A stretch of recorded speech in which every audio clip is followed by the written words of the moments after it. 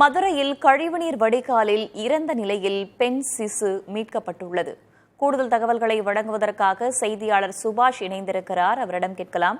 சுபாஷ், பெண் சிசு மீட்கப்பட்டிருக்கிறதே, அதை யார் அங்கு விட்டு சென்றார்கள் என்பது குறித்த விவரம் தெரிய வந்திருக்கிறதா? கூடுதல் தகவல் என்ன? வேதவள்ளி, மதுரையில் உள்ள பழைய காவல் நிலையம் அருகே உள்ள இந்த கழிவுநீர் கால்வாயில் தற்போது பெண் சிசுவானது கண்டெடுக்கப்பட்டுள்ளது. இது தொடர்பாக அந்த பகுதி வழியாக சென்ற நபர் ஒருவர் எஸ்எஸ் காலனி காவல் நிலையத்திற்கு தகவலானது கூறியிருக்கிறார். இதன் அடிப்படையில் அங்கு எஸ்எஸ் காலனி காவல் நிலைய போலீசார் சம்பவ இடத்திற்கு சென்று அந்த பெண் சிசுவை எடுத்துக்கொண்டு தற்போது அரசு ராஜாஜி மருத்துவமனைக்கு பிரேத பரிசோதனைக்காக வந்திருக்கின்றனர்.